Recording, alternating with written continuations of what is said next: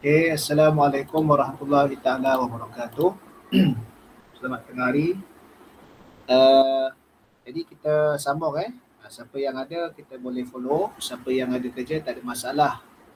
Macam yang kita sebutkan di awal, kita santai dan fleksibel. Dan insyaAllah yang tak dapat nak follow secara fully tu, nanti habis program kita akan berikan recorder, kita akan berikan slide, serta kita akan berikan e-book tu lebih kepada motivasi lah, motivasi penulisan kan. Jadi benda tu kita boleh tengok bila-bila lah, insyaAllah. Okay, baik. Kita dah bincang tadi tu sampai pemarkahan tadi tu mungkinlah tidak semua sama, tetapi secara kalau tesis master untuk research proposal lebih kurang gitu saja. Mana yang markah lebih tu, itu yang kita perlu berikan penekanan lebih. Mana yang markah yang kurang tadi tu, kita jangan abaikan, sebab semua markah 20 melainkan hanya apabila signifikan kajian 15 dan juga tajuk 5 markah.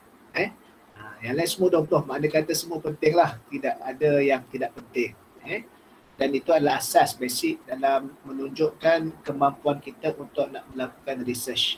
Terutamanya siapa yang ambil fully research, sebagaimana yang telah saya sebutkan tadi tu, pendaftaran awal dia telah diminta untuk draft research. Cuma research tetap proposal, cuma proposal itu bukan dikira lulus. Proposal itu dikira lulus untuk lakukan research apabila telah melalui proses deferred defense research proposal. Jadi soalan-soalan semua saya dah jawab tadi tu. Siapa yang ada tulis di dalam ruangan chat atau e-call message. Okay, sebelum kita nak sambung, ada siapa nak tanya lagi ke? Sambil kalau ada. Kalau tak ada saya akan teruskan lagi. Okay. Ustaz Zaid ada, Ustaz Zaid? Ustaz Zaid tadi masuk lewat kan? Kita tak sempat nak ta'aruf dengan dia. Okay, Ustaz Zaid ada. Kalau Ustaz Zaid ada, boleh ta'aruf sikit. Orang lain dah ta'aruf. Kalau ada lah.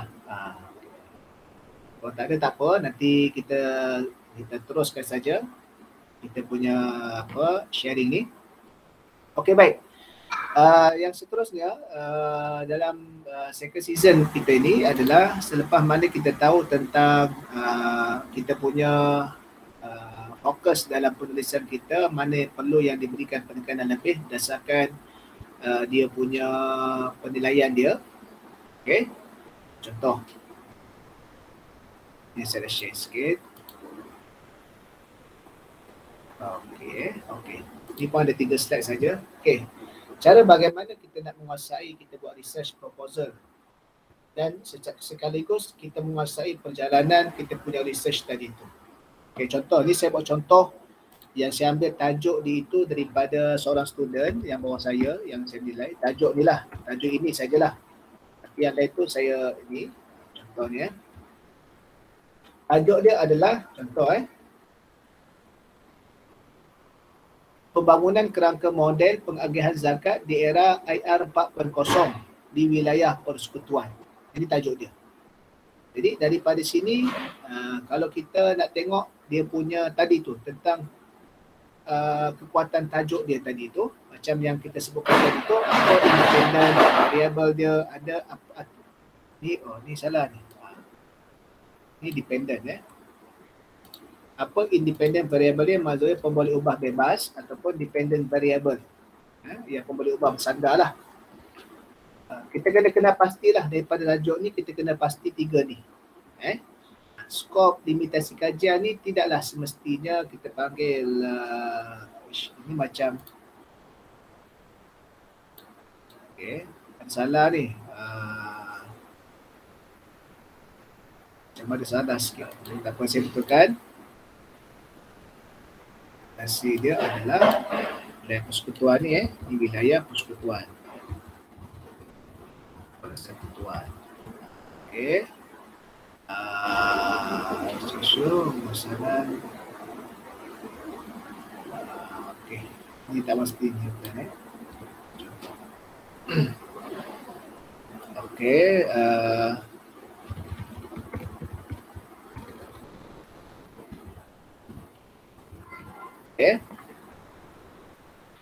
Okey, kita kena pasti daripada tajuk kajian ini apa yang kajian ini nak lakukan. Barulah kita jelas, dan kita sebenarnya yang mesti jelas supaya kita mampu nak menjelaskan kepada penilai, pemeriksa, examiner ataupun dari sudut supervisor. Okey, Ustaz Zaid ada, Ustaz Zaid. Kita taruh sikit Ustaz Zaid. Macam mana, boleh ke? Dan Ustaz Zaid punya tajuk kalau dah ada cadangan ke, silakan. Silakan Ustaz Zaid, taruh sikit, boleh? Pakai mikrofon boleh ke? Ke nak menulis? Tulis. Nak cakap pun boleh Ustaz Zaid. Kita apa? Boleh Doktor. Boleh, sila. Okey, taruh sikit. Assalamualaikum semua. Nama saya Muhammad Zaid. Lulusan Kuliah Ulum Islamiyah Mesir.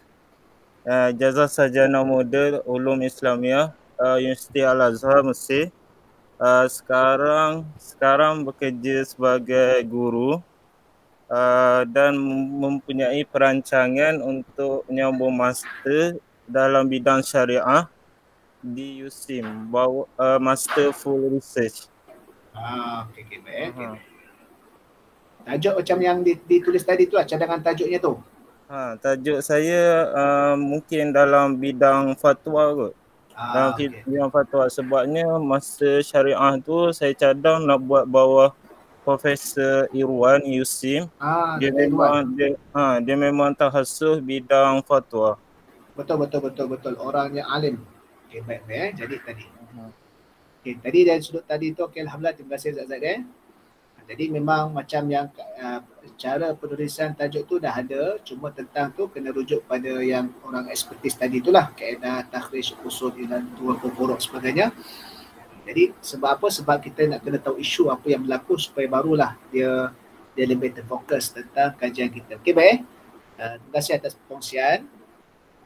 Okey, kita nak tengok kepada tadi tu. Bila kita nak buat tajuk, kita nak buat research, maka kita akan tajuk lah. Kan? Maka di situlah memerlukan kepada kita kena faham betul-betul. Kita kena kenal pasti dan kita kena mampu menjelaskan tentang kajian kita tadi tu, barulah kita boleh menjelaskan kepada orang lain, iaitulah kepada SV kita dan kepada examiner kita, pemeriksa kita lah. Jadi bila disebutkan ni salah satu tajuk bahawa student yang saya periksakan, saya baru lepas sajalah, saya pun ada bagi komen sebagainya, tapi saya tak ubahlah tajuk dia, walaupun tajuk di ini dengan dia punya pembentangan dia tadi tu ada beberapa saya dan juga pemeriksa yang pertama beri kritikan dan perlu diubahlah, tapi saya kekalkan tajuk ni sebab kalau tajuk ni kena ambil sebagai contoh, sample discussion untuk kita punya nilai. Okay, jadi kita kena pasti daripada tajuk ni macam saya sebutkan tadi tu, supaya biar nampak fokus dan juga dia punya kenapa tajuk ni. Contoh, pembangunan kerangka model pengagihan zakat di era IR 4.0 di wilayah persekutuan. Maka dia punya benda yang nak kaji adalah asas dia adalah agihan zakat. Dia bukan kaji zakat ni. Zakat tu terlampau umum, general. Kan? Tetapi nak kaji tentang model pengagihan zakat. Dia nak membangunkan kerangka model. Kerangka model yang mana adalah khususnya adalah tentang pengagihan zakat. Agihan zakat lah. Ada 8, ada skim berapa. Kan? Sebab kita tahu asnafnya 8. Tapi skim-skim tadi tu kalau cantum macam wilayah sampai 28, sampai 30 skim macam-macam lah. Itu kena daripada dapatan-dapatan kajian dalam bila dia bentang nantilah. Okey. Apa dependent variable dia? Kenapa nak agih zakat ni? Agihan zakat ni dari sudut apa dia nak kajinya? Dari sudut di era IR 4.0. Faham tak? Maksudnya era 4.0 ni kita panggil era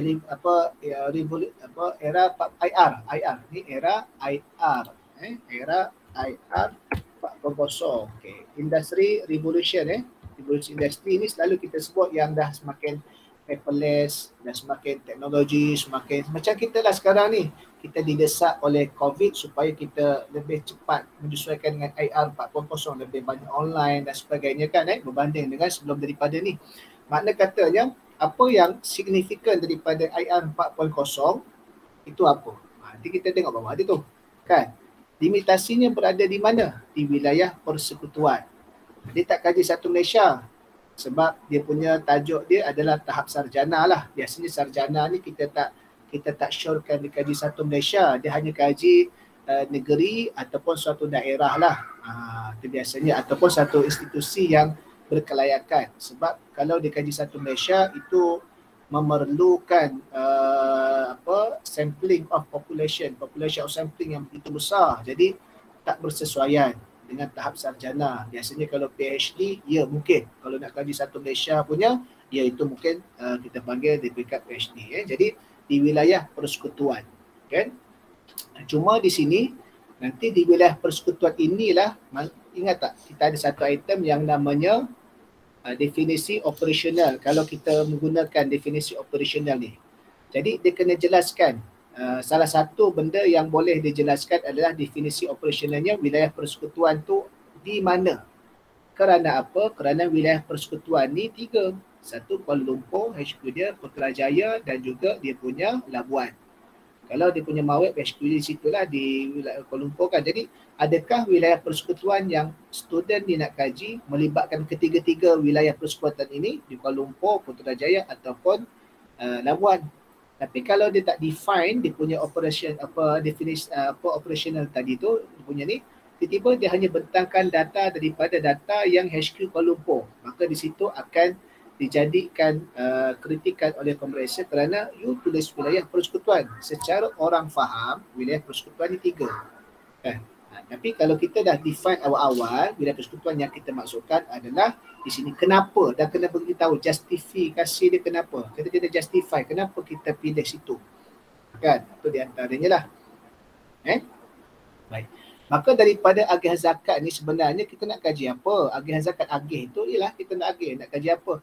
Iaitulah daripada ni kita nak agih, kita nak kaji tentang kecekapan, pengagihan zakat serta skim bantuan yang lebih komprehensif. Mungkin pada dapatan pengkaji tadi tu dia tengok kecekapannya kurang. Kerana apa kecekapannya kurang? Kerana nak proses satu borang tu mengambil masa. Yelah, hantar hari ni bukan sejam boleh dapatkan orang mohon zakat. Contoh, itu dia kena bawa lah dia punya sources dia punya citation dia, sumber-sumber dia yang menyatakan apa yang menyebabkan isu-isu yang berkaitan kecekapan agihan zakat, serta dia kena bawa lah kajian-kajian, isu-isu, sumber-sumber yang ada tentang skim yang sedia ada ini, walaupun telah sampai 28 skim di wilayah persekutuan tentang agihan zakat ni, tetapi dilihat masih lagi tidak komprehensif, tidak menyeluruh kan maka itu bergantung kepada dapatan dia tadi itulah. Tapi inilah yang dia nak bawa. Maka dari benda yang nak kaji adalah agihan zakat. Dari sudut apa nak kaji adalah kecekapan peragihan zakat dan juga skim bantuan komprehensif. Okay. Tapi benda ni kena disokong semualah. Ini kita panggil dia punya poin-poin dia. Daripada kecekapan zakat, apa yang dia kaji? Isu-isu. Dia kena dapatkan isu-isu yang berkaitan kecekapan zakat dan juga isu-isu yang berkaitan dengan skim yang lebih komprehensif yang perlu dicadangkan. Kan akhir sekali daripada objektif yang terakhir lah. Kan Maka ini yang dikaji, sampel kes utama dia. Tapi kenapa dia nak kaji, kenapa benda ni jadi isu dia? Kerana dia kaji bergantung kerana berkaji yang melibatkan dependent variable. Kerana dia kaji, dia nak bawa satu cadangan yang lebih advance, yang bersesuaian dengan era IR 4.0. Tak nak zaman sebelum ni zaman manual. Zaman kita panggil nak dapat cop pun makan masa, nak kena pergi sana pergi sini, dokumen lambat. Jadi proses tadi lambat, nak mengumpulkan dokumen lambat, proses pula lambat, lepas tu pengagihan pula jadi lambat. Itulah yang jadikan ni. Sebabkan itu IR 4.0 antara yang fokus dia adalah bagaimana online, kerana lebih cepat tanpa birokrasi.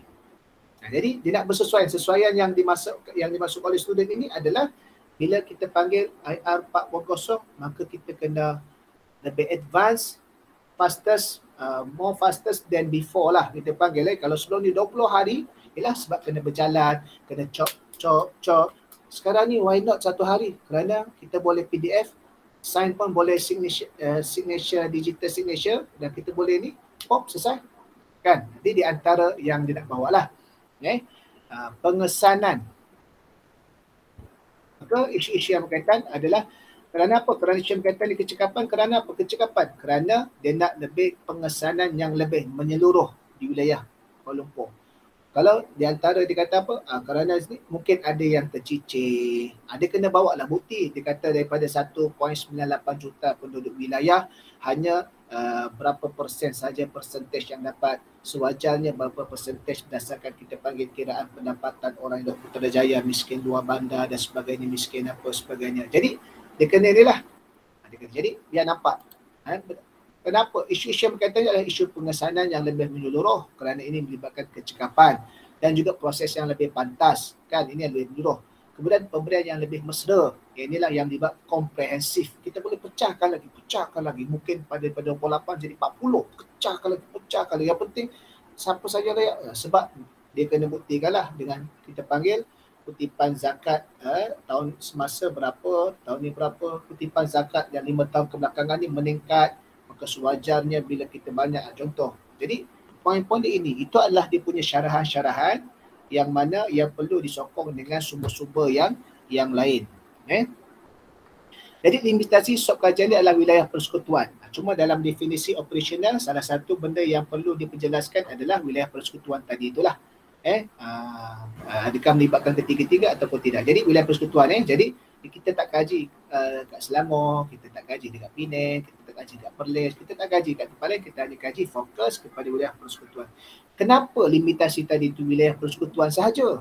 Kerana wilayah persekutuan terutamanya kalau di Kuala Lumpur dan Putrajaya dilihat sebagai tempat bandar yang dikenali maju dan juga moden. Maka sesuailah untuk kita bincangkan, kita kaitkan dengan dependent variable ini, era IR 4.0 untuk ni nak dilaksanakan. Kalau dia memilih tempat-tempat, daerah-daerah yang ada perkampungan-perkampungan, yang internetnya pun masalah kan sebagainya, maka dia takkan berjaya lah ni. Maka sebagainya itulah dia memilih limitasinya hanya di wilayah persekutuan.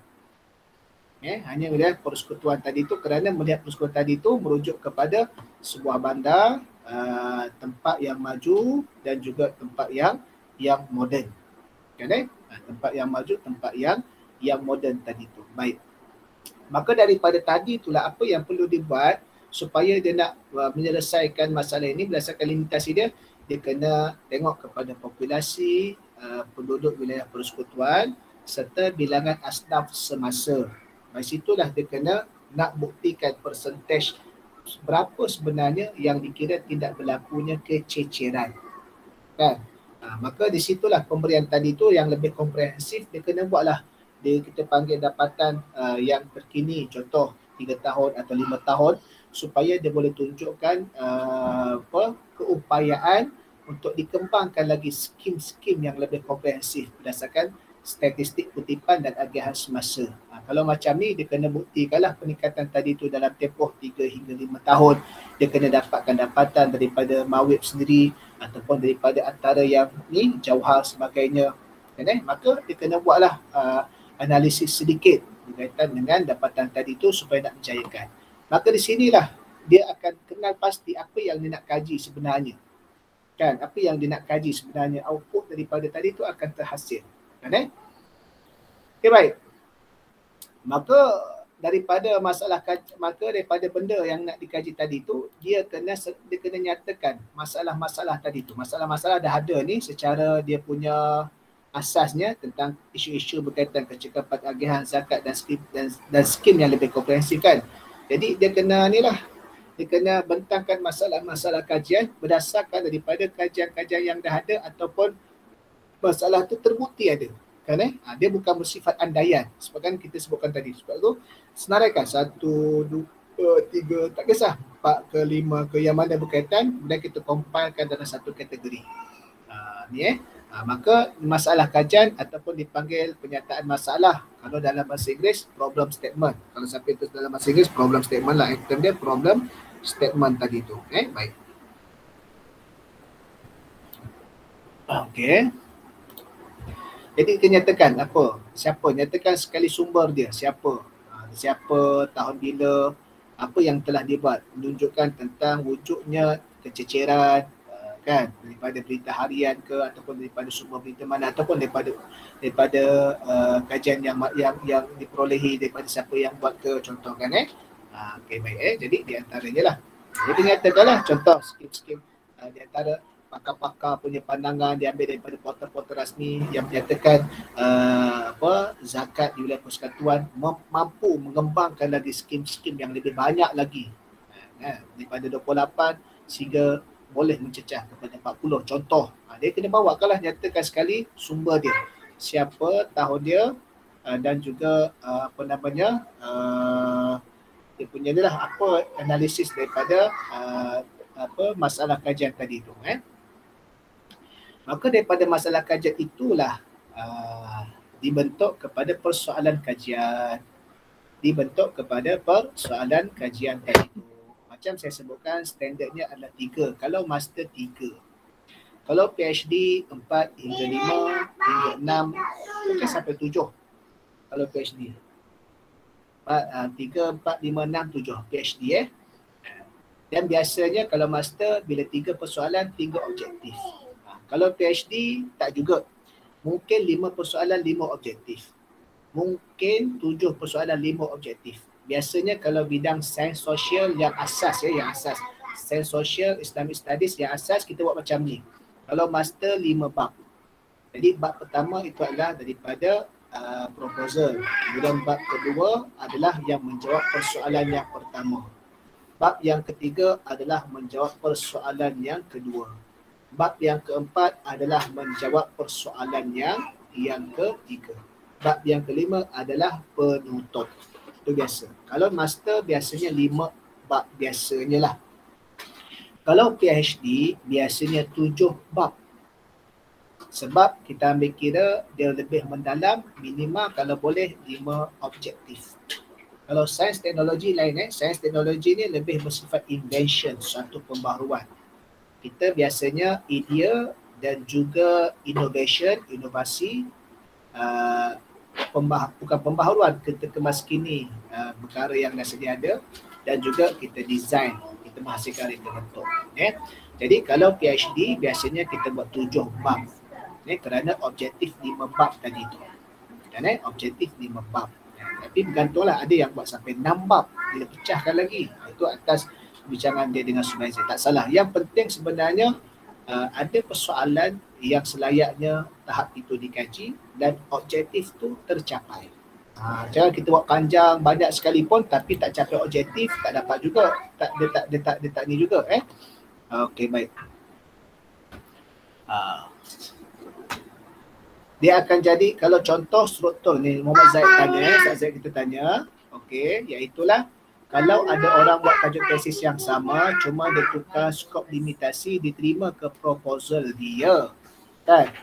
Kalau kita panggil tesis, untuk tesis, proposal ni untuk tesis lah.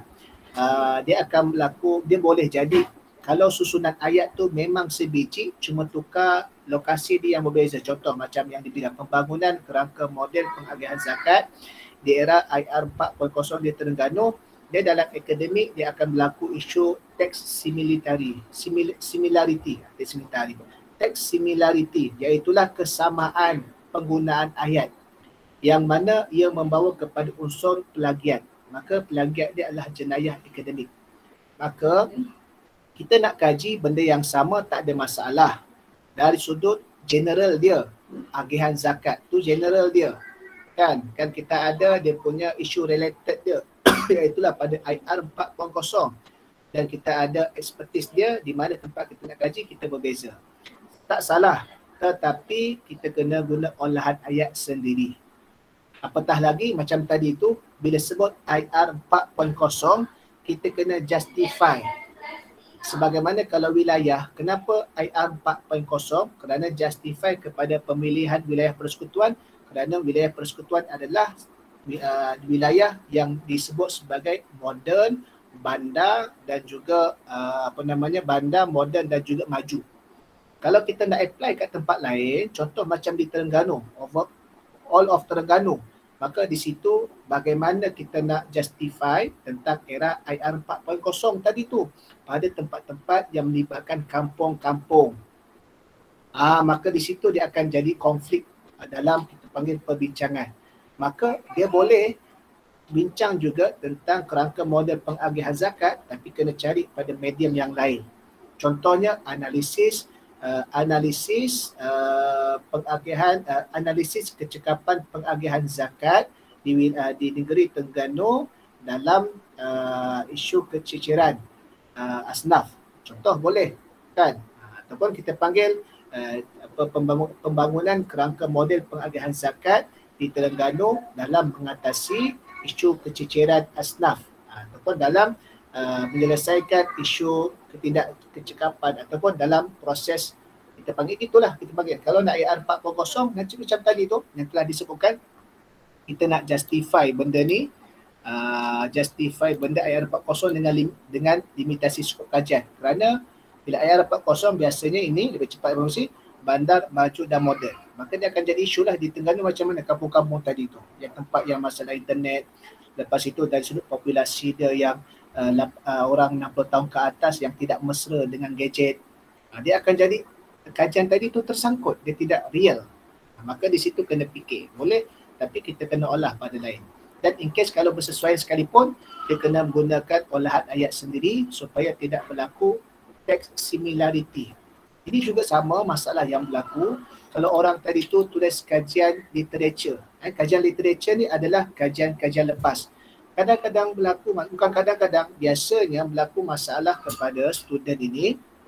Bila dia tulis kajian lepas, dalam item kajian lepas, dia pun ambil nama, ambil tahun, lepas tu dia copy and paste bahagian orang tadi tu. Ini akan berlaku juga isu text similarity. Text similarity ni kalau kita achieve 30% and above ke atas, kita dikira ada unsur plagiat. Unsur plagiat dalam dunia akademik adalah jenayah. Dia bersifat jenayah, bukan bersifat maksiat. Macam kita lah kan. Ada benda bersifat maksiat, ada bersifat jenayah. Apa beza dia? Masing-masing ustaz dan ustazah tahulah.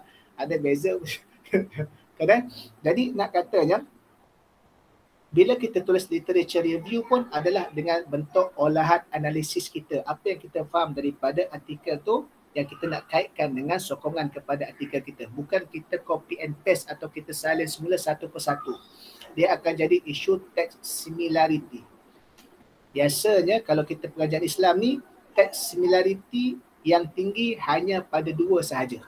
Yang pertama pada teks Quran dan terjemahan. Yang kedua pada teks hadis dan juga terjemahan. Itu saja.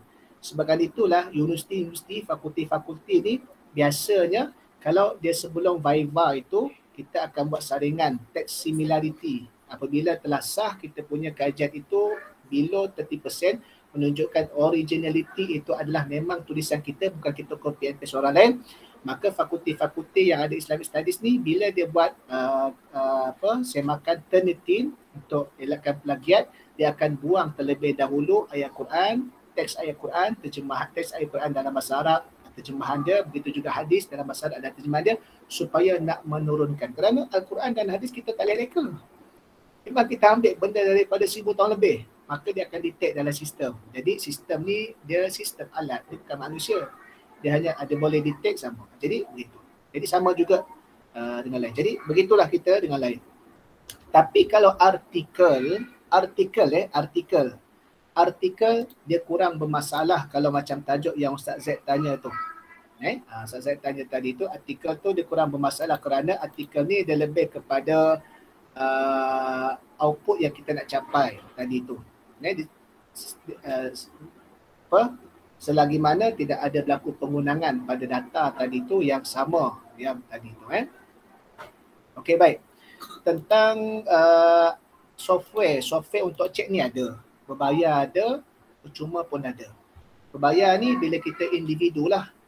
Bila percuma ni macam mana? Kalau kita dengan universiti, kita daftar sebagai student universiti, maka sebelum kita minta untuk semak terlebih dahulu, kita boleh minta akses daripada penyelia kita, pensyarah kita, ataupun kalau ada fakulti kita. Maka tu kena rujuk pada SB kita dan pensyarah.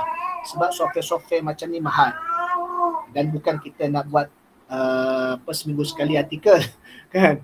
Lainlah kalau kita dah dapat PhD, kita kerja pula di bidang researcher, sama ada di universiti ataupun di lab ke, di mana-mana institusi research, maka kita baloi kita beli.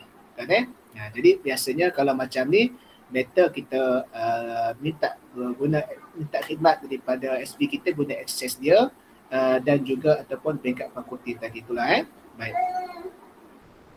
Okay. Termasuklah juga dia ada software-software tentang analisis data, SPSS, sebagainya, macam-macam lah. Itu biasa siapa yang buat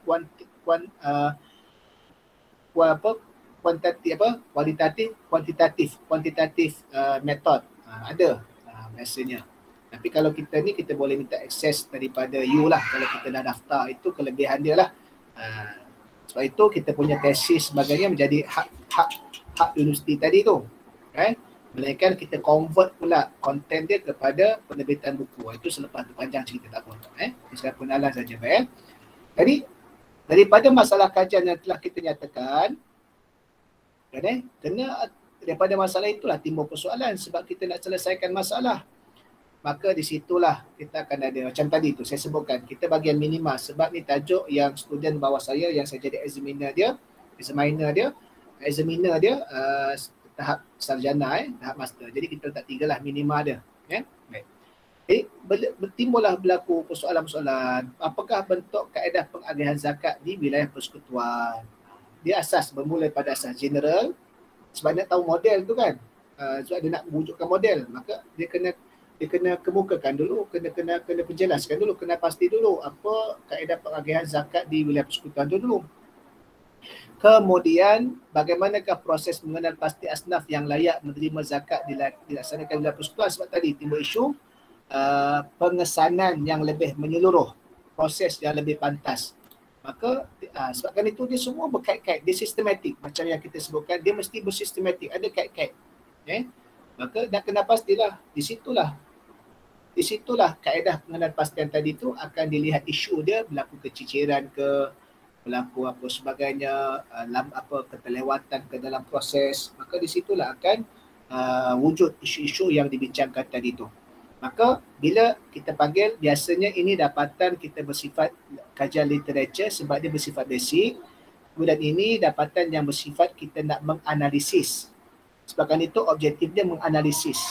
Objektif yang pertama adalah mengenal pasti sebab benda kita dah ada data, dokumen-dokumen, ataupun kita boleh juga buat daripada temu bual, kan maka benda tadi tu data bergantung kepada kaedah metod yang kita guna.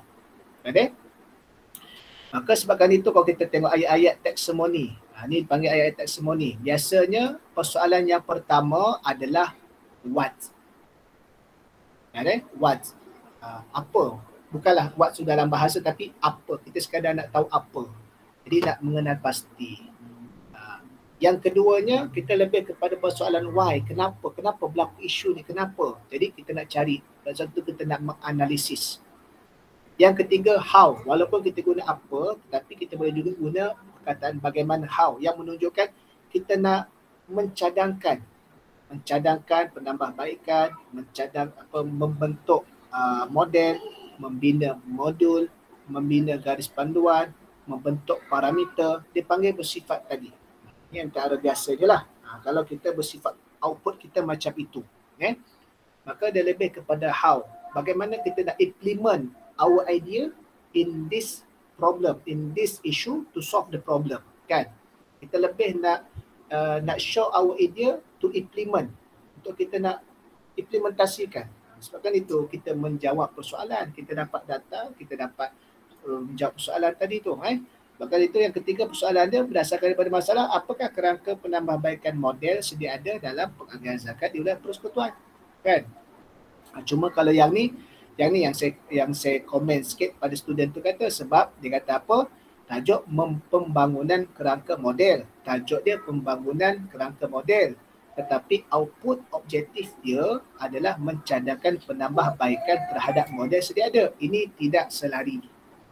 Kerana awak bukan membangunkan kerangka model, awak hanya menambahbaikkan kerangka model sedia ada. Sepatutnya tajuk kalau macam ini adalah analisis terhadap model pengagihan zakat sekian dalam sekian. Sebab kita hanya menganalisis untuk mencadangkan penambahbaikan. Sebab kita kata nak membangunkan, tiba-tiba kita bukan bangunkan. Bila kita bangunkan, mesti adalah something new kita panggil. Tapi kita hanya menggunakan yang sedia ada dan kita hanya mencadangkan penambahbaikan. Dia akan berlaku pada isu sistematik sajalah. Walaupun tujuan dia kita boleh faham secara basically, tapi secara metod dia jadi tetap bermasalah. Maka daripada objektif-objektif inilah dia akan memberikan apa signifikan kajian dia, apa kepentingan dia punya kajian dia daripada satu dan sumbangan dia kepada siapa, mungkin kepada negara. Dia kena, kalau kita letak signifikan dia sumbangan yang ni dan dia menyumbang kepada apa, kita kena letak yang pertama adalah yang paling tinggi sekali dan paling berkaitan negara dan juga mungkin kita panggil dari sudut majlis agama Islam, negeri sebagainya, kerana dia akan jadi role model kepada yang lain. Dia akan menyumbang juga kepada pusat zakat sebagai pelaksana pengagihan zakat, dan last sekali barulah kepada kita panggil korpus untuk pengetahuan kita dan juga kepada pengkaji-pengkaji yang akan datang. Kerana dia daripada bersifat institusi tadi tu, sumbangan dia kepada negara atau institusi yang berkaitan, sehinggalah yang bawah sekali adalah yang bersifat umum, bersifat basic, baiklah kepada kita dan tambah ilmu dan juga kepada para pengkaji yang akan datang tadi tu. Baik. Jadi di sini dinyatakan signifikan membantu meningkatkan keberkesanan pengagihan zakat di persekutuan, seterusnya membantu negara dalam membentuk isu kemiskinan. Ini signifikan dia lah. Menyumbang kepada pertambahan dan pengembangan ilmu dalam aspek agar zakat, seterusnya memberi manfaat kepada pendidik di pelbagai peringkat. Yang ketiga, menjadi panduan dan rujukan serta membantu pembuat dasar, merangka dan melaksana strategi pengurusan agihan zakat yang lebih cekap tadi itu. Okey, baik. Okey. Jadi itu satu hal, itu konten. Itu yang dinamakan konten. Dan saya sebutkan pada awal tadi itu, bila kita menulis research, akan ada dua. Satu konten, satu lagi metod. Umumnya kita akan menguasai konten sebab kita tahu apa isu dia, apa maklumat dia. Tapi untuk nak menjayakan dia jadi research, kita mesti ada metod. Iaitu yang dipanggil research method, metodologi kajian tadi tu. Kan? Maka untuk nak tulis metod tadi tu, kita nak tulis dalam item kita punya, macam yang saya sebutkan, mana macam ni, kan ada penyusunan dia. Apa latar belakang masalah, pernyataan masalah, gini, sampai metodologi penyelidikan. Kita tulis ni. Apa yang kita tulis dalam metodologi penyelidikan ni, dalam proposal kita, item-item dia. Tapi ini secara point. Kita kena kembangkan lah. Jadi di situlah kita kena guna apa yang dimasukkan dengan apa kaedah yang kita guna pertamanya. Adakah kita guna kualitatif atau kuantitatif, ataupun kita mix method, kan? Jadi kita kena kenal dululah. Di situlah biasanya kalau kita masuk pada mana-mana universiti, kalau kita memang tidak menguasai lagi subjek research methodology, kita akan diminta untuk belajar subjek research methodology. Kerana ia adalah subjek yang asas dalam research. Maka kita akan belajarlah kaedah kualitatif ni macam mana, kaedah kuantitatif ni macam mana, kan maka barulah kita panggil persesuaian dengan kita nak capai ni objektif kita ni, sebab objektif ni melibatkan kita nak collect data dan juga analisis data tadi tu, maka barulah bersesuaian. Contoh kalau kita nak memasak, analogi ni macam kita nak masak, kita kata nak masak ayam kari, tapi kita kata bahan dia adalah udang, telur dan juga tepung. Kita masak ayam kari, tapi bahan-bahan dia, kaedah penyediaan berbeza, kan jadi tak sama. Kalau PhD biasanya mixed method, kerana kita tidak bersifat pada perpustakaan, tapi kita lebih terlibat dengan soal selidik di lapangan. Itu yang biasa je lah. Dan itu yang membezakan di antara kualitatif dan kuantitatif. Kualitatif ni biasanya bersifat subjektif. Kuantitatif ni bersifat objektif, nak dapatkan nombor, kan nak cari populasi tadi, berapa peratus tadi kajian dibuat dan sebagainya, kan. Nak turun ke lapangan Apa? Di sini Okey. Jadi reka bentuk kajian tadi tu adalah ni semua yang ditunjukkan secara basic lah. Dia banyak lagi sebenarnya. Terlalu banyak research methodology. Kita tak perlu belajar semua, tetapi perlu kita belajar apa metod yang kita nak pakai sahaja. Kan? Melainkan kita nak jadi pakar dalam metodologi. Dia macam ni lah. Macam kita panggil bola. Kalau bola, pemain bola yang hebat, tak semestinya dia boleh mampu jadi jurulatih yang hebat, betul tak? Tak semestinya, kan Tetapi jurulatih itu hebat, dia akan membawa kepada akan hebat sekalipun waktu dia main biasa-biasa. Dia beza, kan kita panggil. Jadi begitulah juga.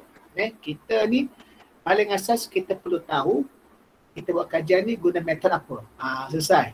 Kalau kita nak cari kolerasi, eksperimental apa sebagainya, pentinglah, melainkan kita nak jadi tenaga pengajar dalam subjek itu secara expert. Kita kena tahu belaka lah. Kan? Jadi kenapa dinamakan kajian perpustakaan? Kerana lebih kepada analisis kandungan.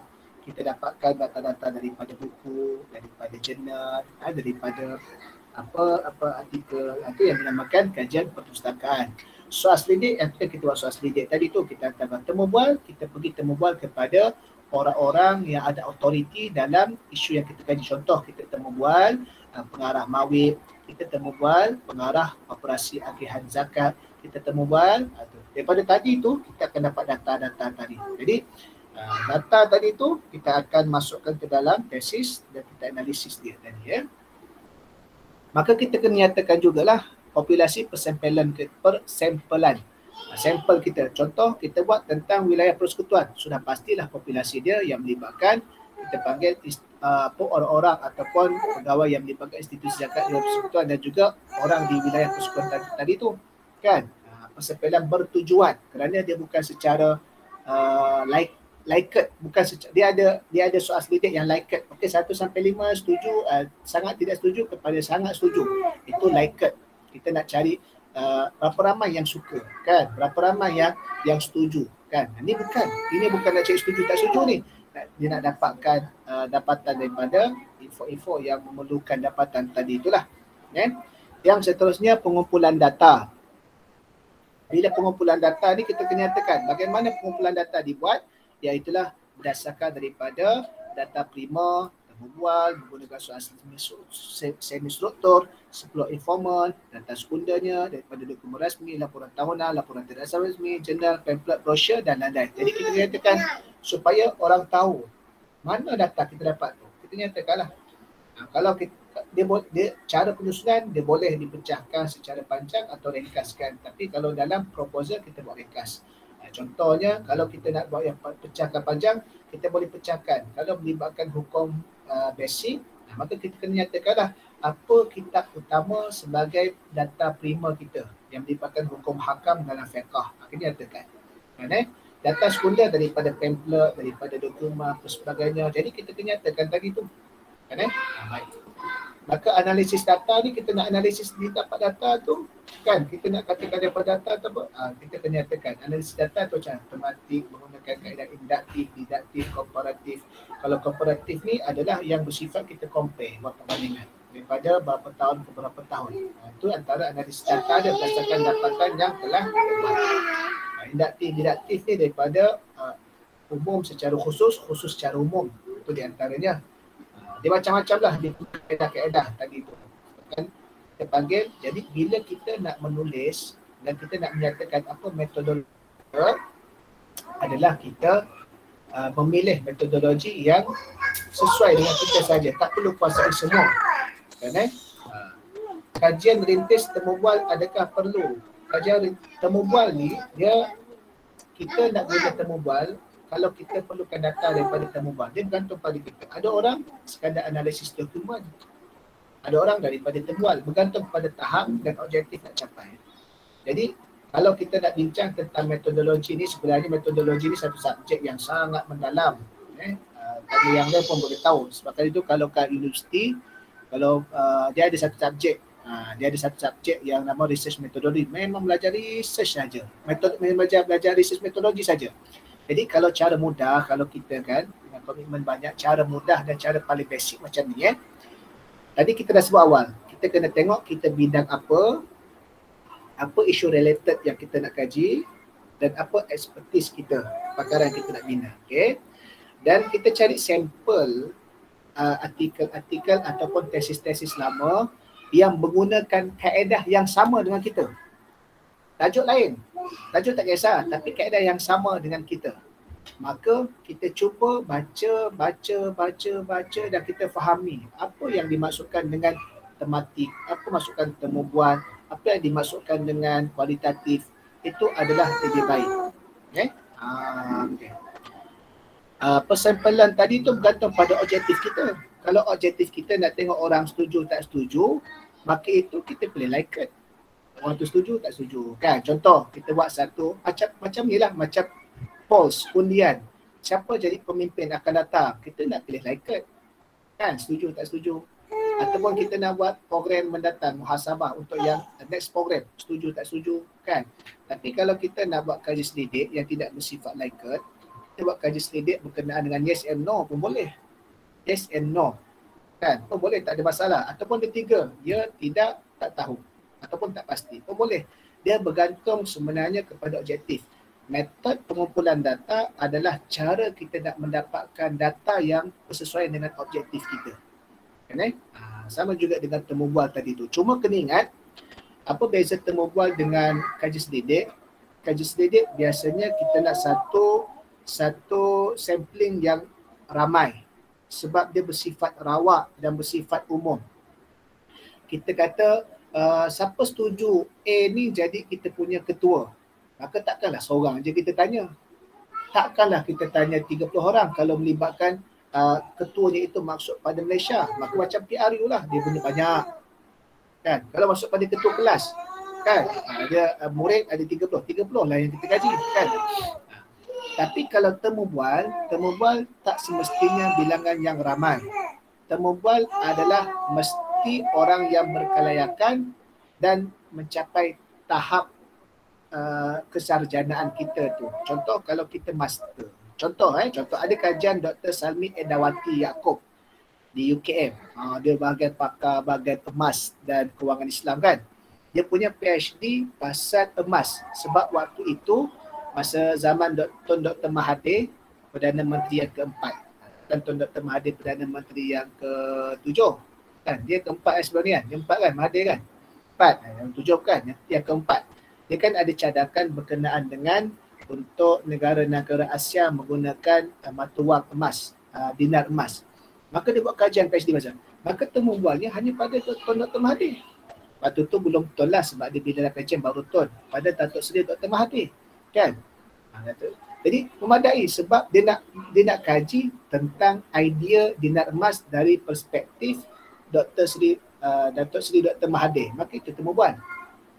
Kalau macam kita, contoh yang melibatkan macam zakat ni contoh dan dia di bawah majlis agama, maka kita kena cari temubual-temubual yang berkaitan. Bila kita melibatkan khusus pengagihan, maka siapa orang yang berautoriti kita nak dapatkan data dalam bahagian pengagihan.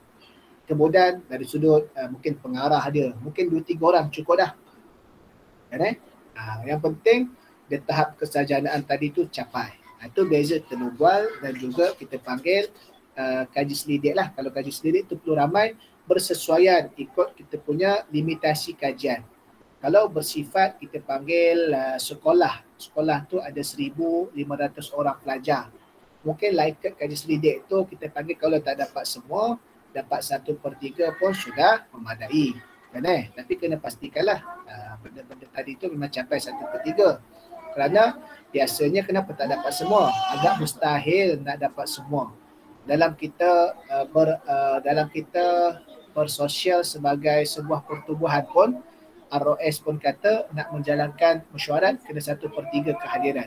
Kerana walaupun pendaftaran keahlian kita 1 juta, nak kumpul 1 juta tu untuk syarat agung adalah perkara yang dilihat mustahil pada adat walaupun tak mustahil pada keajaiban.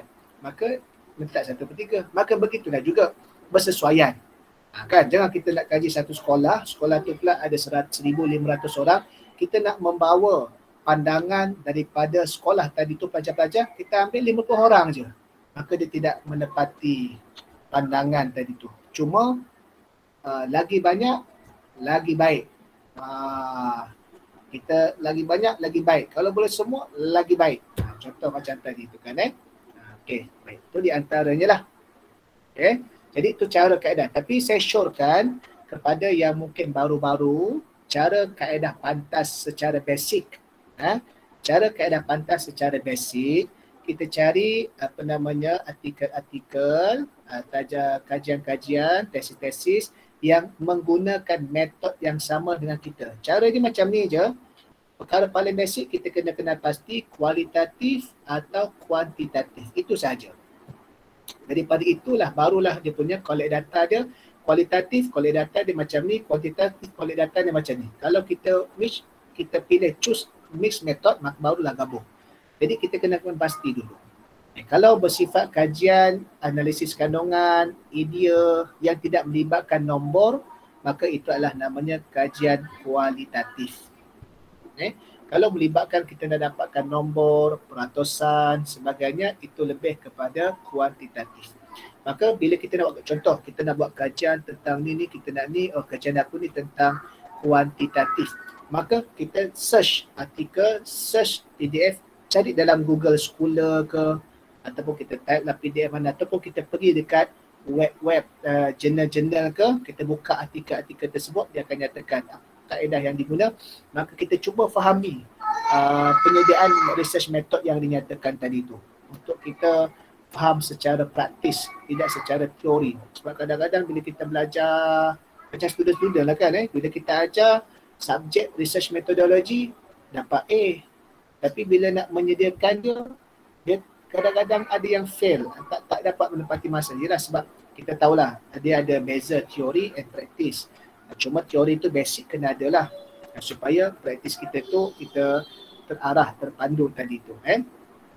Okey, soal selidik dibuat secara online guna Google Form diterima ke tidak?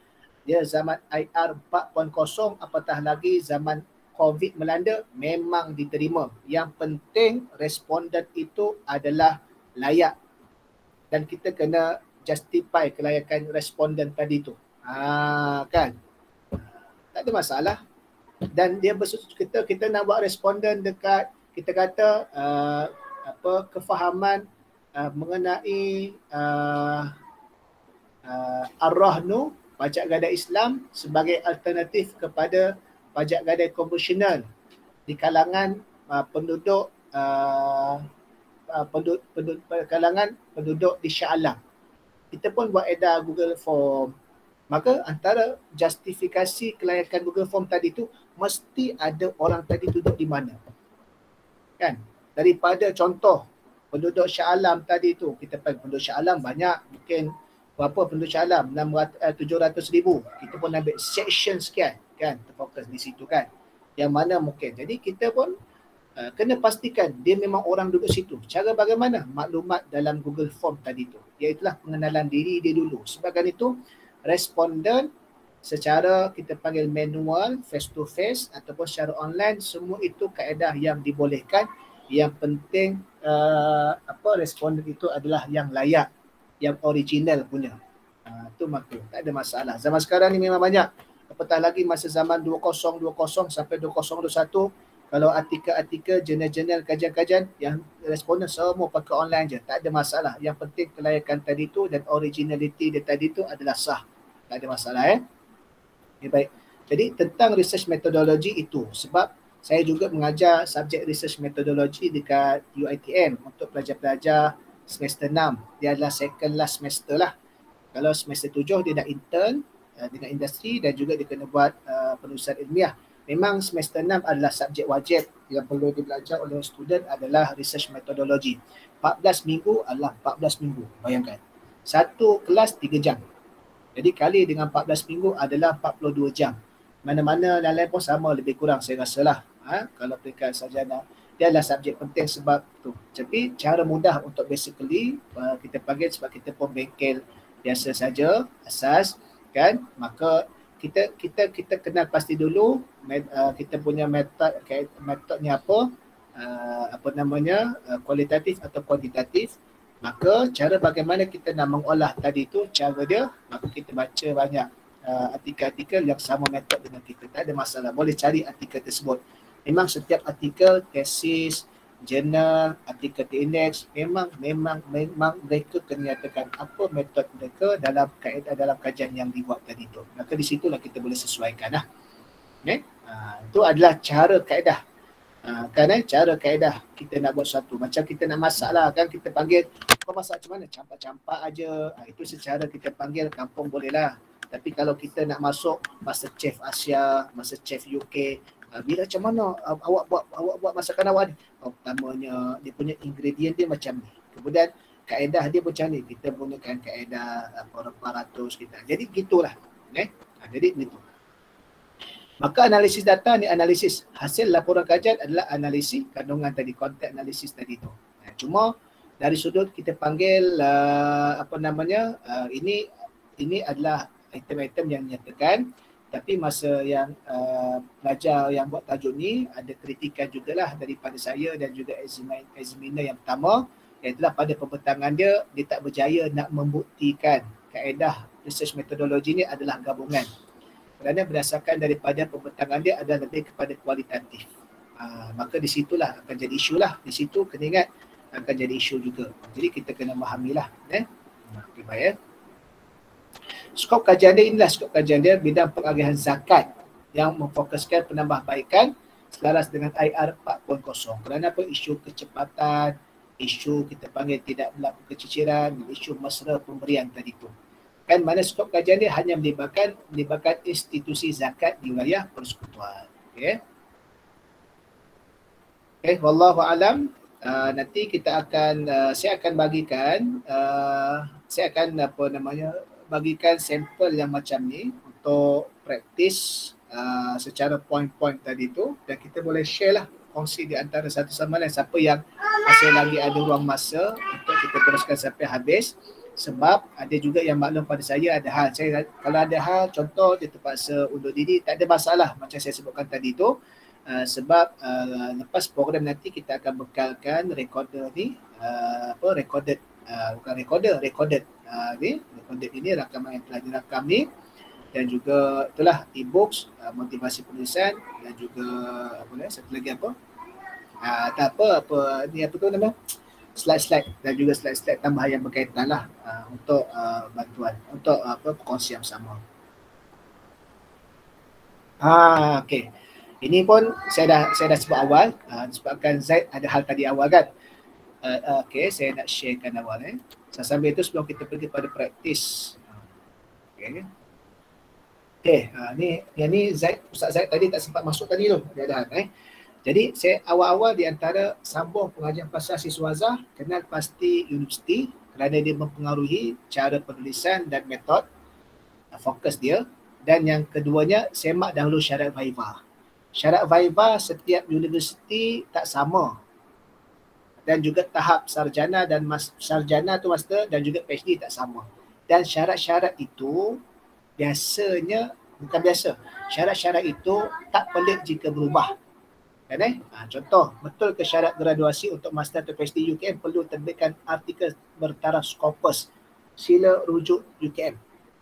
Sebab masa saya master 2015, syarat pada saya adalah 2 penerbitan. Penerbitan ni adalah lebih rendah daripada artikel atau jurnal. Artikel atau jurnal pula dia ada status dia, sama ada terindeks, berwasit, tidak berwasit, ataupun Scopus paling tinggi. Kan jadi masa saya PhD, waktu saya tu saya tengok orang yang sama PhD hanya perlu 1 penerbitan. Tak silap saya lah, sehingga saya 1 penerbitan, 1 jurnal terindeks atau berwasit. Tapi bila saya dah sambung PhD kan, ketika itu syarat untuk Viva dan graduasi lah, nak boleh graduasi kena ke Viva dulu kan. Dia untuk PhD kena 2 penerbitan terindeks atau berwasit, ataupun 1 Scopus, 1 tak ingat, 1 jurnal berwasit. Dia ada syarat dia. Jadi syarat tadi tu kenapa berubah? Kerana universiti nak capai sasaran untuk nak mengekalkan rekod dia tadi tu, terutamanya kalau RU Research University, dan juga nak upgrade ranking dia. mengupgrade ranking dia tadi itu. Okay? Maka di situlah apabila dia nak mengupgrade ranking dia, setelah mana 5 tahun punya KPI dia nak capai contoh 100,000 artikel, maka selepas 5 tahun mungkin dia capai 150,000, maka dia akan agih-agih. Maka di situlah salah satu cara kaedah dia, maka pelajar-pelajar yang terlibat sama dalam kajian pun akan diagihkan untuk upgrade bantu dan belajar sama. Jadi apa dia punya syarat semasa dia, kena check lah. Kena check dan kena semak betul, kena tanya betul. Contoh masa saya waktu tu 2 jurnal terindeks atau berwasit, dia kata apa, yang penting waktu untuk Viva kena pastikan jurnal itu accepted. Bila kita hantar jurnal, dia submitted. Bila submitted telah dihantar, lulus tak lulus belum lagi. Kadang-kadang mengambil masa 2-3 bulan. Tu kena ingat tu, sebab itu kena susun masa dengan betul. 2-3 bulan. Lepas 2-3 bulan, tahu-tahu tak lulus. Bayangkan. Why not beritahu besok tak lulus? Nah, kita nak prepare artikel baru kan, jurnal baru kan. Itu kadang-kadang ini antara ini problem tu lah. Jadi macam-macam. 2-3 bulan kadang bulan. Jadi submitted tak nak. Accepted. Dia telah diterima. Telah diterima, belum tentu diterbitkan kerana penerbitan jurnal kadang-kadang setahun 2 kali je. Ada jurnal yang diterbit setahun 2 kali je. Bulan apa bulan, ada yang bulan April, bulan September. Ada yang bulan Jun, bulan 12. Jadi bayangkan nak kejar tu. Jadi siapa yang PhD, master, silakan. Tapi kalau sekadar penerbitan, tak apa. Biasanya fakulti di setiap universiti dia akan buat kolokium. Masuk saja kolokium itu selesai, itu penerbitan lah. Jadi sebagaimana yang telah saya sebutkan tadi itu, selain daripada kena pasti universiti dia background dia, kerana biasanya kita kenal universiti dia kerana tempat dia dekat dengan rumah kita, murah dan ada kedengaran, itu perkara yang sebenarnya atas individu. Tapi yang paling penting kita kena kenal background universiti tadi tu, kemudian kita kena tengok syarat untuk Viva. Kan? Jadi publish mungkin sebelum penyerahan hak cover. Kerana ada masalah. Jadi benda tu kena pasti supaya apa, tak berlaku sangkut pada kita punya proses tadi tu, yang akhirnya kita boleh selesai awal jadi tertunggak beberapa bulan ataupun boleh melibatkan semester. Dan juga saya ulang balik sebelum kita pergi kepada praktis tadi tu, berkenaan dengan siapa yang baru nak daftar, siapa yang dah daftar kan dan sedang buat bina proposal, make sure bincang dengan supervisor dan clear tentang tarikh defense proposal, sebab satu semester satu semester hanya 2 tarikh sahaja. 2 tarikh sahaja tadi tu. Jadi kalau kita terlepas tarikh itu dua-dua, dikira kita telah habis semester tadi tu tanpa ada apa-apa boleh buat research. Masih lagi dalam bahagian proposal dan kita terpaksa masuk semester yang baru, yuran yang baru untuk defense proposal saja. Jadi ambil masa sikit lah. Okey. Contoh penjelasan bahagian tematik bila guna perisian Atlantis dan juga Envivo untuk analisis data tekstual tadi tu. Ini kalau yang melibatkan kita panggil teks ni lah. Jadi kalau yang kita panggil tematik ni saya tidak mahir sangat sebab saya lebih kepada kajian analisis deskriptif. Dan kajian deskriptif tadi tu. Untuk bahagian-bahagian tadi tu secara dia punya special punya research methodology boleh rujuk, itulah yang saya sebut selalu, saya kata rujuk kepada SB. Dan kalau melibatkan akses perisian yang percuma, kalau kita dah daftar sebagai student, boleh tanya kepada supervisor di mana boleh dapatkan akses selaku student, ataupun kalau tak diberikan kepada student secara general, secara umum, kita boleh gunakan akses daripada minta kerjasama daripada supervisor kita tadi itulah. Itu cara dia lah. Cara dia yang boleh saya komen sikit.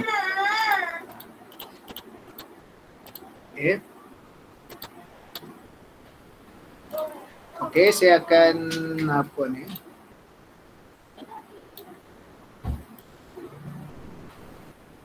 Sekejap, saya nak sharekan dokumen. Mana share dokumen eh? Sini tak ada share dokumen eh? Kat sini.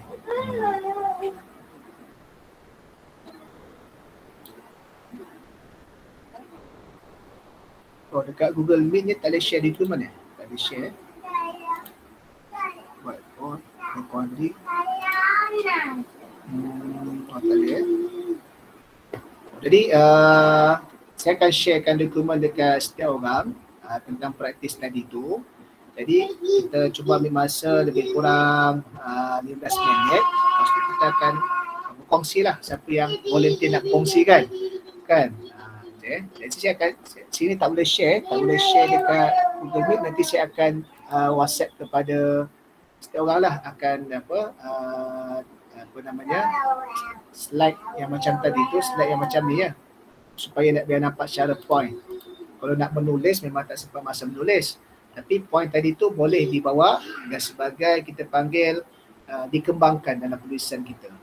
Macam ni lah. Jadi benda-benda ni ada secara ringkas. Okey. Saya akan sharekan pada semua orang. Okey. Okey, nanti kalau kita akan mulakan perkongsian dan juga perbincangan mula jam 12.20 kot. 12.25 lah.